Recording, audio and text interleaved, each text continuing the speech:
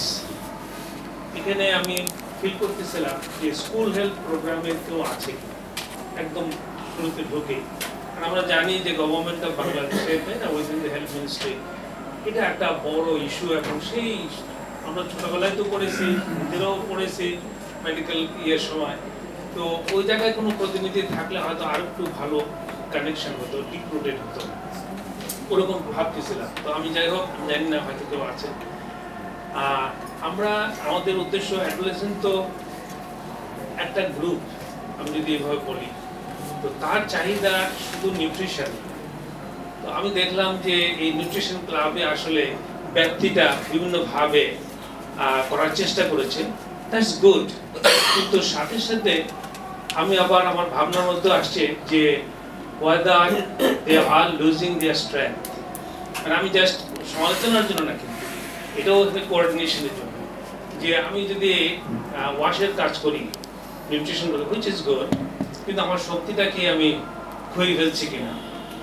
তো আমি এই জায়গাটা শুধু একটু পিন পয়েন্ট করবো যে নিউট্রিশনে আমরা জানি যে মোর দেন 60% অল ডিজিজের যে ফাউন্ডেশন, এটা কিন্তু নিউট্রিশন বেস, গ্লোবালি জানে। যে কারণে হেলথ এবং তার সাথে নিউট্রিশন আমরাও রেখেছি, সারা পৃথিবীতেও রেখেছি।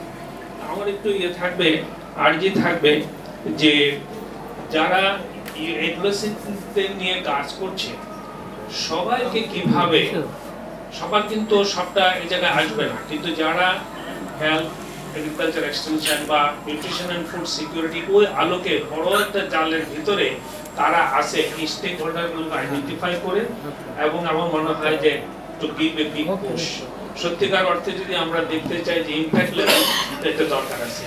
আর তা না হলে কিন্তু আমরা করে আসছি গত 50 বছর, আমাদের যতটুকু বয়স হয়েছে তাতে আমরা দেখেছি, 40 বছরের উপরে আমার এই এক্সপিরিয়েন্স ওই জায়গায়, তা দেখেছি আমাদের এগুলো পিসমিলি হয়ে যায় শেষ পর্যন্ত। আমরা কি বলবো, যাই হোক আমাদের মেধা, এনার্জি, হিউম্যান পটেনশিয়াল সব কিছু আছে, তো এটা সবার কাছেই বোধগম্য। আমি যেটা বলার চেষ্টা করছি, তো এই জায়গাটায় আমরাও এই যে public health foundation would like to very much to be connected with this one.